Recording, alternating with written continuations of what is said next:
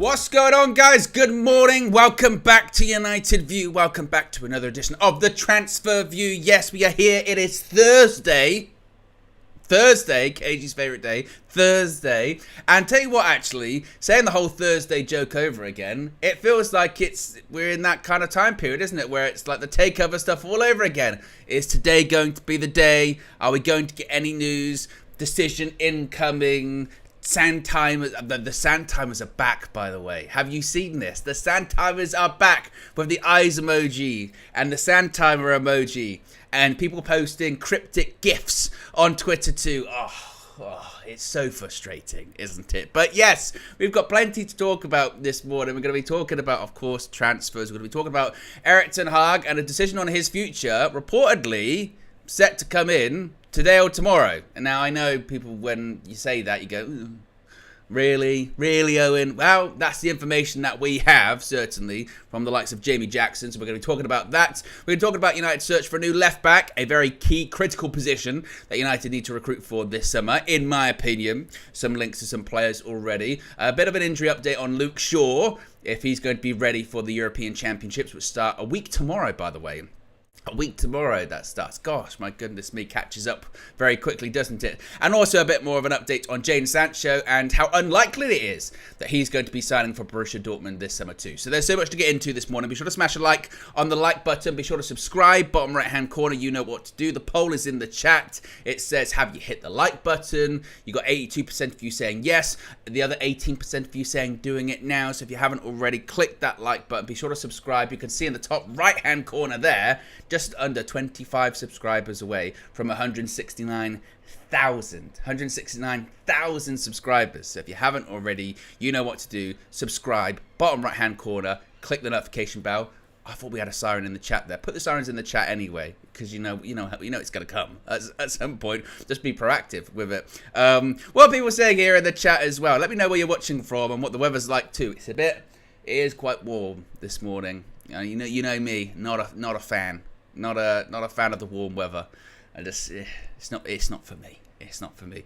What are people saying here though? Daniel Luciano says, morning Owen, big up UV fam. Gina says, Luke Shaw fit for the Euros, yeah, we shall see. Ada says, Erik ten Hag is doing the George Costanza trick. They can't fire him while he's in Ibiza. Yeah, but that's reportedly where he is at the moment, on holiday, waiting to find out, his future, just like everyone else. I mean, if you're wondering if Erik ten Hag has some extra information that we, the fans, don't, I don't think that's the case. It looks like, legitimately, the reporting is that he's on holiday going, you got to go back to Man United? I don't know. I don't know. I have no idea what that's going to be. Yes, it's nuts. What else are people saying here in the chat? John James says, big up Owen and UV family. Daniel Luciano says, watching in Connecticut and it's warm. What else are people saying here at the moment? Kimmich says, about to go to sleep. Where are you watching from, Kimmich? It's in the States. 4 a.m. Oh, my goodness me. That is a bit late, isn't it? Or early, depending on where your day is going to be starting. Jay Blackman says sunny in southeast London as well. So plenty of people getting involved here at the moment. Yes. Let's talk about Erik ten Hag. Let's talk about his future. Let's talk about the latest developments when it comes to him. Because just like I think everyone, we're just waiting, aren't we? We're just waiting. It's like being on trial a little bit, isn't it? The jury's gone to deliberate. We're waiting on the verdict now. And sometimes with those jury deliberations, they can be very short or they can be quite long. And we're just waiting. We're waiting, going, is the verdict going to come in? Is it going to be the thumbs up or the thumbs down when it comes to Erik ten Hag? The latest developments come from Jamie Jackson, who has said, and in his own, special way, he has said, I am reliably informed Manchester United's season review and Erik ten Hag, Erik ten Hag's future decision will not go beyond this week. Whether that means conclusion in 5 minutes, tomorrow or Friday, tune in to discover. And you know what? I'm glad that he's framed it like that in sort of a jovial kind of, this thing is like a soap opera. This thing is like a game show. When will we find out? It might be tomorrow. It might be today. It might be 5 minutes. It might be 30 minutes. It might be 5 hours. It might be 30 hours. Who knows when it's going to be? It's crazy, isn't it? It is crazy. I mean, the situation that we're finding ourselves in, I didn't think, and I don't have the stomach for another one of these, again, sort of takeover sagas that we lived through for the best part of 18 months, something like that. It was ridiculous, wasn't it? And was it 18 months or was it a year? I can't even remember. But what the biggest sort of frustration throughout that whole process, I don't know about you, was, as I mentioned, the sort of the engagement farming. And I don't just mean that from social media. I mean that from journalists. I mean that from everyone. The pointless headlines, the pointless articles, the pointless tweets, the cryptic posts, all that kind of stuff. Like, it was just draining, wasn't it? I mean, I don't know how many times I came on this show and did the whole Qatar flag sand timer eyeball thing, and people would get like thousands of likes, like thousands. Or people, or journalists would write articles being like, new bids expected to come in soon, ? And then we'd hear nothing for like we'd hear nothing for like 2 weeks or 3 weeks. And it feels like this is the same, doesn't it? You know, the FA Cup final has been and gone, and this end of season review thing has been going on. It's been nearly like 2 weeks now, and we're on Thursday and we're like, oh, anything. And Jamie Jackson is saying there that it's not going to go beyond this week. So that means, and you would think maybe it'd be unlikely that that announcement comes out of the weekend. You never know. But the suggestion probably would be that it would be today or tomorrow. But once again, this is Man United. This is Man United. So who knows what to expect at this point? Who knows? We just have to do what we've been doing for the last couple of weeks, which is just sort of sit around, you know, occasionally refresh the timeline. And with an absence of information, with an absence of any kind of legitimate reporting, people start trying to fill in the gaps, don't they? They start trying to fill in the gaps. And that's when you get, you know, conspiracies. That's when you get, you know, there was a thing yesterday I saw where it was one of those parody accounts, you know, and they get a lot of people, you know. There's like 10,000 Kobe Mainu parody accounts on Twitter, or X, excuse me, and he's not even on it, by the way. And whenever I see those posts, I go down to the comments because I think they must know that's not Kobe Mainu. Full of it. Great job, Kobe. You're doing so well at Manchester United. You're doing so well at England. You go, it's not even him. It's not even him. And yesterday, there was one where it was like club statement, Erik ten Hag, and people went into meltdown. And again, that's because it's a lack of information, isn't it? It's a lack of information, and it's like people just want to know. Either way, at this point, they just want to know. And there's lots of different ways to look at it, isn't it? You know, is it a case of it's taken this long, you know, the end of this week? Are they going to stretch it out to, you know, the latest they possibly can tomorrow? Is that because they're still undecided? Is that because they're waiting for the best time to drop this kind of information because they know it's not going to be particularly popular as well, and they want to get it as far away from the jubilation of the FA Cup final as they can? Are they doing it because, like Flex and myself were touching on yesterday, are they doing it because, you know, they are already talking to other parties and they want to ensure that when that news comes out, let's say that they have let him go, Erik ten Hag, they want that replacement straight away. They want to soften that blow by like, but we've got Thomas Tuchel, or but we've got De Zerbi, or something like that, so that they move on straight away. Because one thing's for sure, if they do go in the direction of sacking Erik ten Hag, we then can't afford, I'm not sure, again, my heart can take it, I'm not sure we can have another 2 to 3 weeks, maybe even longer, of the speculation about different managers, about, oh, they're talking to this person, oh, they're talking to that person, this is going on, this is going on. You'd be like, oh my goodness me. And during that time, other clubs will start moving on with transfers and players and things of that nature, and people will start to get really concerned too. So Flex had the realization yesterday on this show. I had it the day before when I woke up in the morning. Like sometimes, it's weird how epiphanies work, isn't it? Sometimes when epiphanies they'll just hit you, or you just kind of realize the situation, or you come to a realization. I don't know, but I had it. Flex had it yesterday. I had it a couple of days ago, where I just sort of woke up and thought about the situation. I thought, I'd be more surprised now if there was some kind of, and I don't think it would come from Man United. I think it would come from, like I said, a journalist, a David Ornstein, Siren. I'd be more surprised if it came out Manchester United concluded their end of season review and Erik ten Hag staying.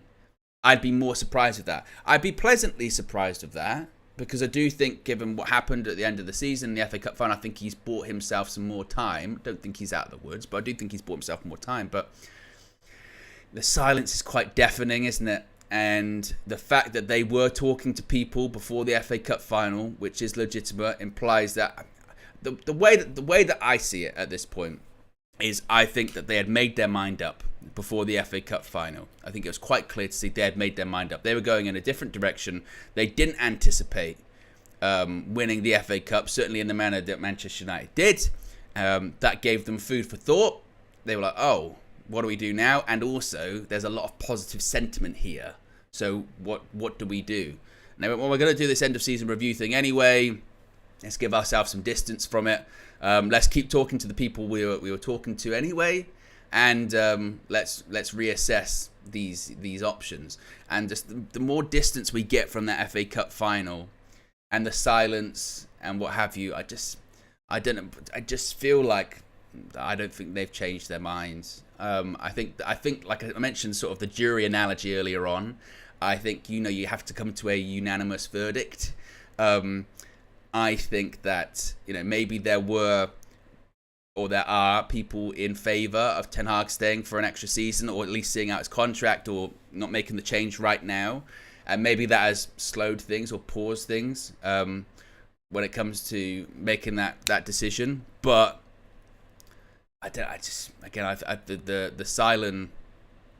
the silence is quite deafening, I think, at this point. Like I said, I hope that there is an article from Ornstein or Romano or whoever today, and it says season review concluded, Erik ten Hag's going to stay, he's going to move on. But then I also think how could he survive even if he did stay? And this is something I don't think people have really thought about that much. If he does come back and he carries on, he must know he's still somewhat a dead man walking. He must know that. Because, again, the report is he's on holiday at the moment. He doesn't have a clue if he's coming back or not. And he knows before the FA Cup final, my bosses were talking to other managers. They were talking to my replacements. And even if he does stay, he could be like, I know, but some people above me, they're waiting for me to fail. It's through... he could be staying, and it's like, through gritted teeth that the decision has been made to keep him. And is that really the environment to succeed as well? When you know what I mean? It is such a mess of a situation, isn't it? It is such a mess of a situation, because again, you look at either outcome, there is going to be, I think, obviously the popular one at the moment would be for Ten Hag to stay. But then, like I said, I think when you then think of the circumstances that would surround that, of him staying, I don't think he'd get a new contract or anything. So the circumstances of him staying are not the most stable circumstances to stay. And what does that look like? I don't know. It's just, and again, it goes back to, this is with the absence of information. You almost have to take these leaps. Joe Fleming with a super chat here said that was only 166 weeks ago. Amazing. Harry says, at this point, I just want any decision. Well, I think that's what a lot of people are feeling like at the moment. Either way, just give us a decision. And again, maybe that's by design. Because 10 days ago, that wouldn't have been the mentality, would it? 10 days ago, the mentality would have been, no, he's got to stay. Look at what's just happened in the FA Cup, he's got to stay.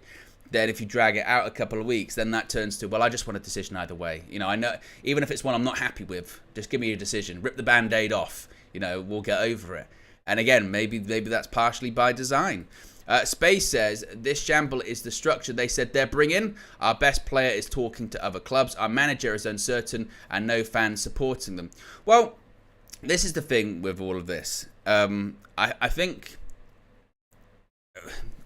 this is where I do want to be fair with Ineos with this kind of stuff. I do want to be fair with this. The idea of, Omar Barada and Jason Wilcox and Dan Ashworth and whatever, I thought they were going to stabilise and do fantastic stuff with this club. I mean, we don't know at this point. Some of them technically aren't even still in their job. I know technically they are working. Look at Omar Barada, allegedly. Look at Dan Ashworth, allegedly. But the point being is they're not in the job at the moment. I think, in fairness with them, the best time to begin judging them, at the very least, would be, I don't even know if at the end of this transfer window. I think it would be, next year's transfer window, because they're not in the job at the moment. Now you can argue for people like Sir Jim Ratcliffe or Sir Dave Brailsford. Well, it's been ratified since February. They would know. They should know what they want to do, etc., etc. But and again, this is the confusing part of it. But at the same time, they're saying, but they want the footballing decisions to be delegated to football people, and they're not football people. The problem is the football people aren't officially through the door at the moment. So, I understand the frustration with Ineos at the moment. I do, because I think it's the same. Again, we've sat through 2 weeks of silence. That's incredibly frustrating. But I think we have to be cautious of what we ask for, and then when we get it, and we're not happy that we got it. For years we have preached about footballing people making footballing decisions, and then when we do have football people in those positions making footballing decisions, we're not happy with it. So what are we asking for? Are we just asking for actually just do some decisions that I agree with, as opposed to actual footballing decisions? I think that's what we have to be careful for. I think when it comes to how we actually properly judge Ineos, with the transfer window, all that kind of stuff, like with anything, you do have to give that time. You do. In the case of a couple of months, I think you have to be fair with that. And I get it. But I do think you have to be fair. We shall see, though. We shall see. Chris says, why are you simping for Ineos? Well, look, I know at the moment Ineos are the big bad wolf. I understand that. But, again, look, put it this way. If they sack Erik ten Hag and this season goes to complete shit, then you can go, terrible, awful decision, didn't work out. And again, I've said here that I think Erik ten Hag should get more time. You live and die by your decisions, and you live and die by transfer windows and things of that nature. But we haven't seen that at the moment. we haven't seen those decisions. We haven't seen those transfer windows. So we can't judge them on anything at the moment. That's my wider point here. We can't judge them on anything. That's what we have to be, I think, at least cognizant of. We are judging them on things they haven't done yet, which is always shaky ground, I think, to be judged upon. So again, we'll see with that. As I've said, because you always say give your opinion. My opinion is that Erik ten Hag should at least be given half a season more at the very least. I think he's bought himself more time, earned himself more time, and I think that should be the case. So if he does go, I wouldn't agree with that decision. If he does go, my ideal replacement would be Thomas Tuchel, which again I know is not a popular one either. But I think if you're looking at the candidates on the table, I think he'd be the best candidate. I think he does have a pattern of success. I think some of the things that have been said about him aren't particularly true. With this, he only plays free at the back, and he only does this, he only does that. He falls out with people. I think that's a bit. I think that's a bit of a stretch.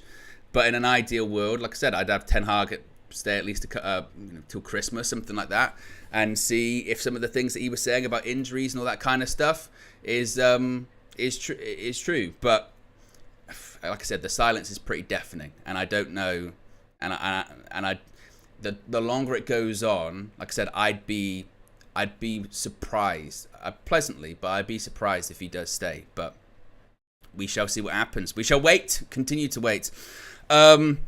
Space says, how is it unfair if our captain is considering leaving? Fan favourite manager is probably leaving, and they can't even get their own man in. Dan, well, the reason I say, and again, this is where we've got to be careful of all this kind of stuff. Bruno Fernandes considering leaving, then it's also reported that he just wants a new contract. So how desperate is he to leave? Is he just desperate for parity in terms of a comparison to other players at the club? That's really what it is with Bruno Fernandes. Now, he could also say, I know those reports suggesting that, well, he wants to find out what's going to happen with the manager, and he likes Erik ten Hag and what have you, and that's what's going to happen. I would also say, when it comes to anyone, and we've done this with all the player stuff, and it applies to Bruno Fernandes, it applies to everyone. If there's a player that doesn't want to be at Manchester United or isn't happy to be at Manchester United, then they can go. Like, that's the fundamental situation of it all. If Bruno Fernandes goes, I'm not happy here, or I don't want to be at Manchester United, then he can go. With Erik ten Hag, he's the popular choice to remain. And that would be, like, again, Ineos, if they do get rid of him, they're running a massive risk, because then the knives will be out. Of course they will be out. I mean, that new manager, that's why it's an unenviable task, whoever comes in, because it will be like, right, if you don't get into the top four, it's almost like it's been unspoken before. Don't get in the top four, you'll lose your job. Now it will be, if you don't get the top four, you'll lose your job. Like, because, last season, we didn't get in the top four. We won a trophy. We're still in Europa League. That wasn't enough. So the pressure will be on, and the pressure will be on Ineos to succeed. Fans will be looking. I mean, Sir Jim even said about it in that interview, didn't he? Saying about, the timeline, that it's not going to happen overnight, but we can't wait too long. Fans will be impatient. I think the patience will get shortened even more, because again, the knives will be out. The knives will be ready. And again, if you look at keeping Ten Hag for an extra 6 months, it gives him more time, and also gives Ineos more time to get those people in and figure those things out. As far as the Dan Ashworth situation, look, I mean, who knows what's even true with that part, with that part anymore? It's going to arbitration in is it already there, or is it going to arbitration this month? I forget when it's going to happen.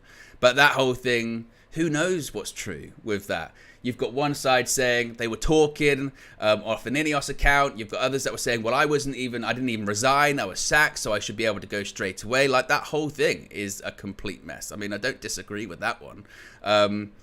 But again, we'll see what happens with it.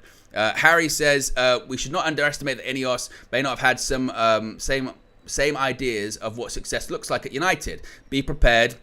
They may want slow Pep style versus United attack. Joe says, can we bring De Gea back if Ten Hag leaves? S says, Ineos so bad, even Owen is losing fans. Well, look, my wider point with that is, with Ineos, and again, it's funny because I understand what the sentiment is at the moment. The sentiment is F Ineos, basically, isn't it? And it's going to be that if they get rid of him. That's what it's going to be. But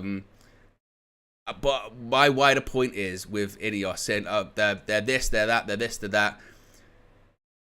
With anything, you have to give them time to judge them. They haven't even barely been in at the moment, so it's difficult to judge them. I think some of the things that have been pushed against, they're just Glazers. That's not true, is it? That is anger talking. That is lashing out because we won't be happy with a decision. That's the situation, isn't it? They're just more Glazers. That's what it is. Just another Glazer. That's all the case is. You go, well, not really. I mean, Carrington's being done up. They said that's task force to do the stadium. They're saying that's going to be done by the end of the year. Bringing in people to the executive structure, like that's not what the Glazers were doing, is it? And a way to look at it is, if they were another Glazers, Erik ten Hag would already be gone, wouldn't he? Because they would follow their same pattern, which would have been sacking a manager if they finished outside the top four but won a trophy. Doesn't matter. That's what the Glazer thing has done in the past. I absolutely agree that there's been a lot of talk by Ineos, and you've got to start to see action sooner rather than later. But again, there's a lot of anger at the moment, isn't there? There's a lot of anger. There's a lot of frustration. It's been building all season. It really has, hasn't it? It's been building all season with this Ten Hag in, Ten Hag out stuff, Ten Hag Defence League, Ten Hag this, Ten Hag that, and I think everyone just wants a conclusion. It's like a series that you've watched every single week, all year, and then you get the sort of cliffhanger. You get the cliffhanger with the FA Cup final, and they go, instead of waiting for next week, the series finale next week, you just don't get anything. You don't get anything, and you go, well, what's going to happen then? What's going to happen? I think people just want to know. That's what it's like at the moment. People just want to know. We've got over or close to 1,200 people watching. We're currently at 325 likes. If you haven't already clicked the like button, be sure to subscribe as well whilst you're at it. As we're on the road to 169,000. Let's move on and talk about left back. Now, this is a priority position, I think, anyway, for Manchester United this summer. And Fabrizio Romano tweeted yesterday evening that Manchester United will bring in a new left back for sure this summer, as reported back in March. Milos Kerkez is one of the players being monitored for that position. No talks yet, but appreciated. Bournemouth have no intention to make it easy. They'll ask an important fee for Kerkez. Now, when it comes to the player himself, he signed for Bournemouth last summer, I think. So I don't know how long his contract was. So that might be a difficult one for Manchester United to do. I mean, I can't say I watched a lot of Bournemouth last season. I'm not going to be one of those people that pretends that or anything.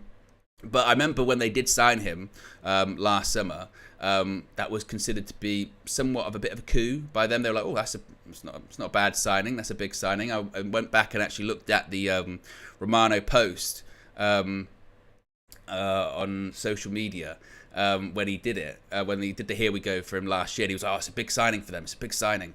And I parked the player to one side. The position. Talk about the position, because I mean, how many times have we spoken about this recently? And I know that with Shaw, which we'll talk about a little bit, we'll talk about a bit later on. But with the left back position, it's critical, and this is why when we spoke about Elise yesterday, that's why I was saying that I do agree with the sentiment of, well, the right wing in comparison to other positions just isn't as much of a priority. I mean, you look at the positions we fundamentally need this summer. You're talking centre-back, Varane's gone, so we need another centre-back, possibly two. Left-back, definitely. We've done a whole season without one, essentially. And we're naive to think that will be any different next season. I know that we're talking about, it's injury hit season and, a record-breaking injury hit season for us, but we're naive. If we weren't into next season being like, well, yeah, it was just a bit of a strange season, but Shaw Malacia, that'll do us. We'll be fine. They'll bounce back. You'd be like, what are you doing? We need a left back. We absolutely need a left back. Luke Shaw, Erik ten Hag said it himself in an interview. Because of the injury earlier on in his career, he can't play 60 games a season. That itself is a red flag. I'm not saying that every single player is going to be able to play 60 games a season, but with Luke Shaw, he is going to get injured at some point, or at the very least, even if he didn't pick up an injury, he can't play every single game, because he can't. His fitness record's there, the injury history is there, can't do it. João Malacia didn't play a game this season. I don't even think he was in a training session this season. He's had 2 surgeries on his knee. It's a really serious knee problem. Who knows what version of João Malacia is going to come back when he does come back. I mean, when you're out of action for over a year with a knee problem and you have multiple surgeries on it, I mean, fingers crossed he's able to come back and get towards the level that he was. But you really worry for him. You're really concerned. I mean, that's serious stuff.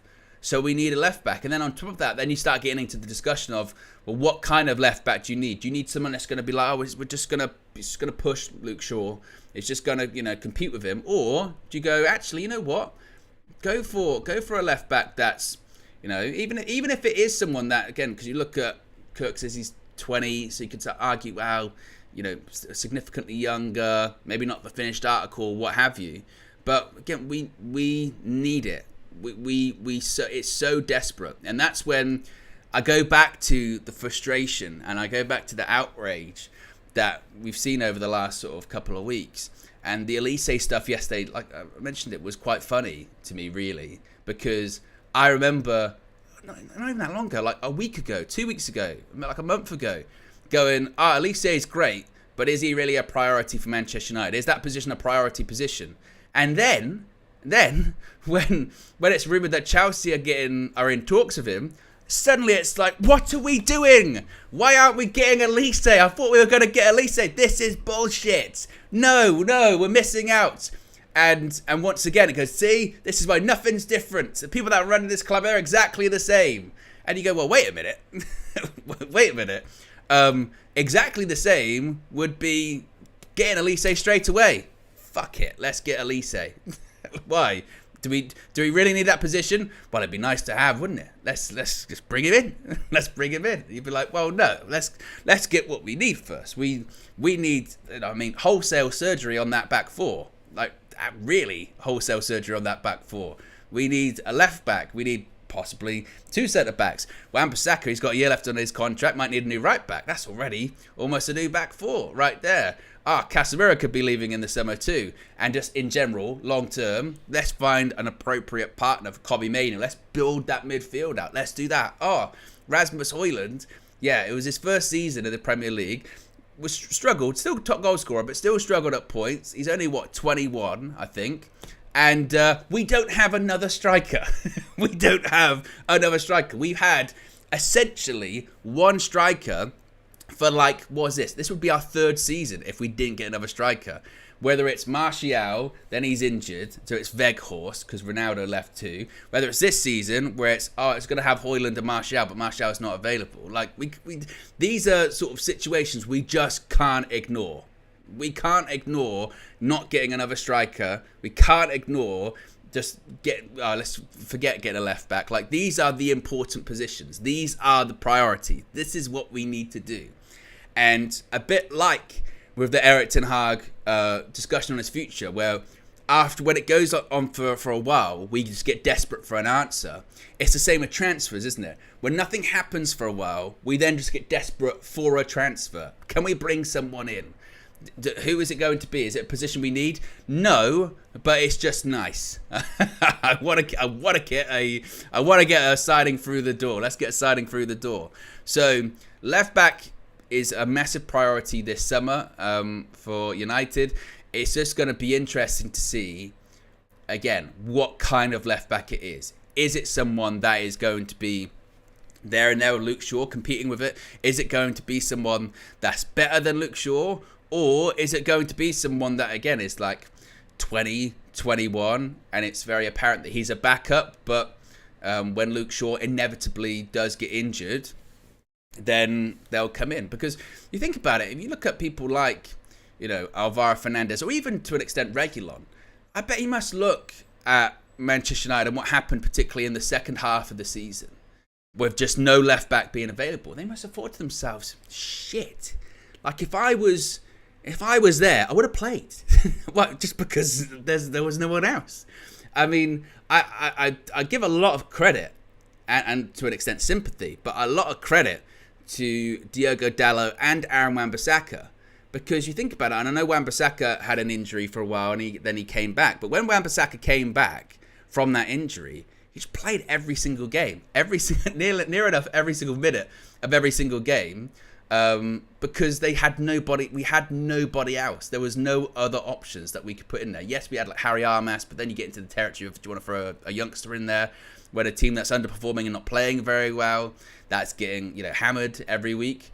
So it's so critical, such a priority position. And we have to, by the time the window shuts this summer, we need a new left back. Absolutely. And though, we got Sofian Amrabat, he can technically play there. None of that again. Akash says Greenwood's second chance, hence no Elise. I don't think so. I don't see that. I mean, look, anything's possible in football. Certainly, I don't think so. I think the thing that people forget with the Greenwood thing, and this is the stuff that stuck with me when talking about his future, and what have you, is that. I think a lot of people always just assume that, Man United just, they'll get rid of him. Too much baggage, they'll get rid of him. And I do think that's part of it. But I also think people do forget that maybe he just doesn't want to come back. Maybe he doesn't want to come back. Maybe he's done a year in Spain and realised the scrutiny there isn't what it will be when he comes back, if he came back here. And maybe he just doesn't want to come back with Man United either. So I just don't see it. I don't see Greenwood coming back, or I don't see a scenario where Greenwood ends up playing for Man United again. I do think they'll probably trigger an extension in his contract to make sure they can get best value for money, because it might end up being a loan with an obligation to buy or something like that, perhaps. But I just don't. I don't see that. I don't. Akash also says, if we can get Kirkes for 25 million as a left back, I would do that. Well, the problem is, again, with that is that he only just signed for them last year. So that they will probably make it difficult, one would think. But again, we shall see with that. Yes, we are less than 100 likes away from 500. So if you haven't already, click the like button. Be sure to subscribe to bottom right hand corner, as we're 21 subscribers away from 169,000. Now, speaking of left backs, let's talk a little bit about Luke Shaw, because there's a bit of a fitness update for him when it comes to the Euros. Matt Law from the Telegraph has said that Luke Shaw has boosted his hopes of being included in England's final 26-man squad for the European Championships. His progress this week is viewed within the England camp as being significant. You know what it is as well with the Euros, because obviously the Euros begin a week tomorrow, isn't it? A week tomorrow they begin. And it's weird. I mean, I've spoken a lot about England and how I think we're going to do in the Euros and what have you. Just once again, I don't think we're going to win. I don't see that. I think the squad is really, really talented. I think it's a fantastic squad. I just don't think the coach is good enough, particularly when it comes up to facing a half decent side, and there's quite a few good sides in the tournament, so I just don't see it. As far as Luke Shaw, well, something would have had to have changed a lot over the last couple of weeks, because when that squad was announced, Gareth Southgate essentially said in one of the press conferences, didn't he, that I put him in there because he's our number one choice for left back. I don't think he's going to make it. And now it looks like that he might make it. I mean, whether or not he'll make it for the first game, time will tell. Maybe he thinks that he can, he'll be able to make it for games later on in the tournament. I'm not too sure. I would have a concern about the sheer lack of left back options in that squad. But yeah, Luke Shaw could be available. I mean, he put out the post a couple of weeks ago. Oh, when was it? A couple of weeks ago, or was it last week? Time just merges all together, doesn't it, in this footballing world? Saying that, he's even Shaw said himself that he wasn't fully fit, but he was fighting to try and be fit for the Euros and all that kind of stuff. And then, of course, if he does make it, then there will be people looking at it going, oh, you weren't fit for us this season. What happens then? If he plays a long tournament, the people are like, oh, you better play the first game of the season for us. So I don't know. I mean, one thing I will say, though, I am very much looking forward to the Euros. How can you not love an international tournament? It's always fantastic. And the country you're in, it really doesn't matter. If you're in Europe, obviously in the Euros, if you're in South America for Copa America, or even in the Olympics, you get a sort of pride of watching your country playing in these competitions. It's always enjoyable. But like I said, I can't say that I have. I think that there is, with England anyway, there's this expectation that we're gonna, this is the chance for us. But I'm like the mindset of this is the chance for us. That was in the last Euros. I still genuinely can't get over that. I don't know. It's about you got to move on. But whenever I think about that final, that game, that tournament, I just go, that was the one. That was the one. That was the time. And that opportunity might come around again some time in the future or what have you. But I'm just like, oh, that was it. That was the one. I just don't know if I see England having that run, that support, those opponents again. That was the one. But you never know. When it comes to the Euros, though, I will be doing match views of that, a bit like I did for the Qatar 2022 World Cup. So screaming, Panenka, and all that fun stuff, that will be coming back too. There'll be some of the games on playback as well. So we're going to have all that coverage. It's going to be a busy summer here at United View. Obviously, we're going to have transfer views. We're going to have, obviously, the Euros. We're going to have tour. We're going to have anything you can think of. Anything you can think of. So, yes. And as far as Luke Shaw, well, I've said before when it comes to Shaw that if an offer came in for him this summer, would I sell him? Yes. I don't think he's going to go anywhere. But if an offer came in and he was open to leaving, then yeah, I would accept it. I think the time's done. I think, again, on his day, top player, good left back, really good with the ball with his feet, can shift over into centre back. Yes, but I think you've got once you start having that conversation about on his day, if he's fit, this, that, and the other, then that's already dangerous territory to be in. And I think United, for a lot of things, need to move on. And but I don't see Shaw leaving this summer. I'd be stunned if that was the case. What else are people saying here at the moment? I think I've got another super chat here that I may have missed. S says we need an experienced striker next to Erasmus. Well, we definitely need a striker, no doubt about it. As far as what profile of striker that's going to be, and then you start getting into budget. You start getting into what's best for Højlund, what's best for United. Do you get someone, because at the moment you've got Benjamin Šeško, who's similar age to Rasmus Højlund, so would that stifle one of their growth? Do you get someone that's a bit older, like a Guirassy, that's cheaper, but will he adapt to the Premier League? Do you get someone even older than that, just a free transfer, just for have a name on the bench just to support? Like, what do you do? That's going to be something that they look at. And I do think that'll come down to budget too. I do think that will come down to, again, what order they purchase these players in. Let me know in the chat, what is the top position? I mean, we know we've got a lot of priority positions this summer. We know that we need a striker. We know that we need a centre-back, a left-back, a midfielder. But your top one, top of that list, top position in that list, what would it be? Let me know in the chat. And it's tough. I tell you what, it's tough. That, I mean, logically, you would say centre back, because we had so many different centre back combinations last season, and we're going to lose Varane. So logically, you would say that. But then you get into the striker one. I suppose you have to go with what you have versus what you don't have. And we won't have a centre back, I think. So I'd say centre back is the number one. I'd say. Then I think I'm big on the left back's a really key position for us. Really, really key position for us. What are people saying here? Linton says centre back. Christian says centre back. C-Mac says 2 centre backs and a hold midfielder. I mean, I'm looking for one. Lou says centre back. Chris says defence midfielder. Simon says established striker. Alan says left back. Leroy just says defence, take pick.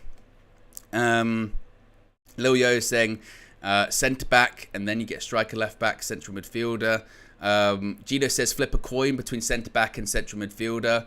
Hamza says key ones are the vacant ones, centre back first, then midfielder, and then lastly striker. So I think a lot of people are sort of saying that the centre back's the one, because we won't have it. So that's the one you have to go with first. But I think what is interesting with that is very few people, or nobody said the right wing is the most important position. And I think that says a lot, doesn't it? When it comes to sort of the frustration or the outrage. So, a lot of people saying centre-back's the most important one, which is very curious. We are just over 50 likes away from 500, so if you haven't already, click the like button. Talking a little bit about Jadon Sancho. Jadon Sancho, it looks like this permanent move to Dortmund, it ain't happening. Yeah, it comes from Bild in Germany, saying it is very unlikely that Borussia Dortmund will sign Jadon Sancho from Manchester United permanently. They would, quote, love to keep him, but not to the extent that they'd actually buy him. Oh, see what you mean? Dortmund were all talk, is what they were. And when they were saying about, we never doubted him and they never forgot him, well, apparently they would, for the right price. It continues by saying, Jadon Sancho is not a priority transfer for Borussia Dortmund. They have a summer budget of 60 to 65 million pounds, but will only ask Manchester United for another loan.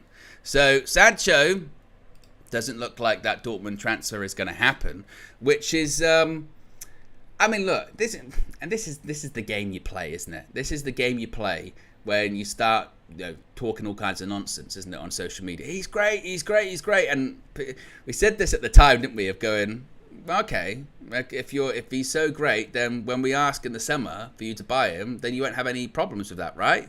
And then summer comes, and it's like, no, I can't really afford him. As far as the only circumstances in which I believe Manchester United should accept a loan for Jadon Sancho to Borussia Dortmund is if there was an obligation to buy. Like they had to buy him next summer for X amount, which I don't think that'll be the case. And then that does raise the question, what happens? What happens with Jadon Sancho? Does he come back? Is there another club that he'd be willing to go to? Does he go to a Premier League club? Because they would be able to afford him. Like, what happens? If Chelsea are looking for right wingers, did they go for a Jadon Sancho? What happens? Because, as I said before, for me, I just think there's too much baggage there with Jadon Sancho, with everything that happened. Even if Erik ten Hag's not there, and I know, I think Ineos would have to be really cautious, really cautious about the message that they send when it comes to this, because they could do what is already going to be a very unpopular decision and get rid of Erik ten Hag.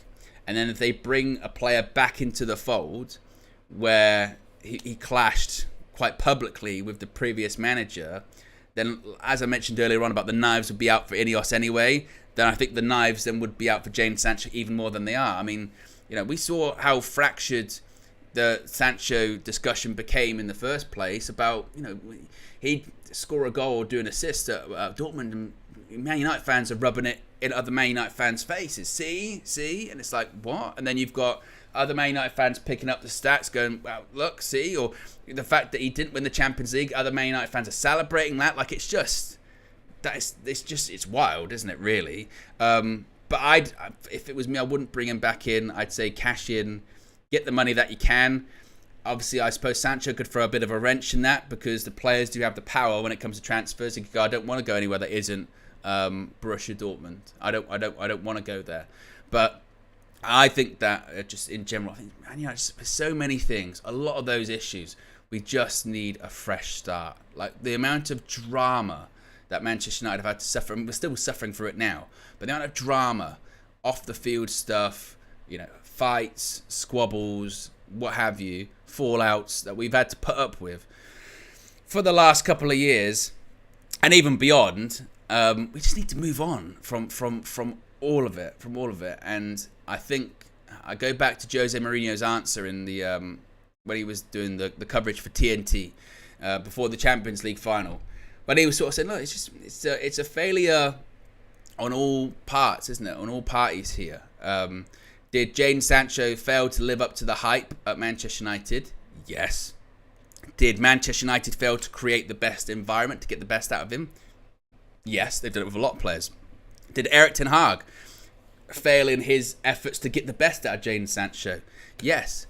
Everyone has a portion of blame. Some portions might be bigger than others, but I think everyone can look at themselves in that whole situation and go, maybe I shouldn't have done this. Maybe I should have done that. Maybe I could have handled that better. Maybe I should have done this. Maybe I should have done that.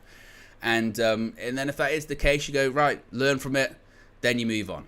Then it's simple. And in the summer, look, where we do need to raise funds. I mean, we don't know how big the actual transfer budget is, but by all accounts, we're going to need player sales. Jadon Sancho is someone that's absolutely earmarked for someone to raise funds for United. And if we don't sell him, then we've got to be conscious of some of those other players that we might be looking at. Then some of those players we're going to be looking at, we might not be able to get, because that 50, 60 million that we were looking for didn't come in. So I don't see him. I don't see him staying. I think Manchester United, they need the money too much. They really do. So I think that I wouldn't bring him back. But what is going to be interesting to see again, what happens with him is, we know when he was still at Manchester United, of course he wasn't training with the first team, and all that kind of stuff. It'll be interesting again to see what happens with that if it does drag on. Does he just take, an extended holiday? He doesn't really come back? What happens? So United, that's just another thing that they need to resolve. And this, when it circles back to what we were talking about with Ten Hag and the manager and all that kind of stuff, this is why I think there's all this, can we just get the manager situation sorted? Because there's other stuff like this. Like, okay, what we're going to do with Jadon Sancho? Okay, what we're going to do with Mason Greenwood? Okay, what we're going to do with these players we're looking to sell? We're going to do with Casemiro. What are we going to do with this? What are we going to do with that? Like, there's lots of stuff to do this summer, isn't there? There's lots of stuff to do. There's lots of players to move on. There's lots of players to bring in. And all of that feels like it can't start in earnest properly until the managerial situation is sorted. And the sort of latest suggestion is that is going to be today or tomorrow. But even with that, I wouldn't hold my breath, because let's face it. I mean, they say, look, today or tomorrow, are we going to be shocked if Friday comes and goes and we're like, oh, we still haven't heard anything? What's going to happen then? So, as I said, I don't know if I'd fully hold my breath on that one. I don't know. I think I'm caught up when it comes to super chats. Indeed, I am. We are just less than 20 likes away from 500. So if you haven't already, click the like button. Be sure to subscribe, bottom right-hand corner. What's on tap for today? Well, it's Thursday. You know what that means. What the Devil should be coming out later on this evening. And then as far as anything else, when it comes to transfers, or in particular, really, the future of Erik ten Hag, if anything happens, if anything breaks, we will be here. We'll be live to cover it. In addition to that, tomorrow, of course, we'll have Transfer View. We'll be back with Flex and myself. We'll have the Trinity. A reunited Trinity as well. Not powered by Dan Gore. He just had an operation, dislocated shoulder. So maybe we'll have to send the power. Send the power to Dan Gore for him to recover for that one. So Trinity will be back tomorrow. Reunited Trinity. And then, as I mentioned, anything else happens in the meantime, we'll be here. So click the like button if you haven't already. Have a good Thursday, and I'll speak to you again very soon. I'm out of here. Peace.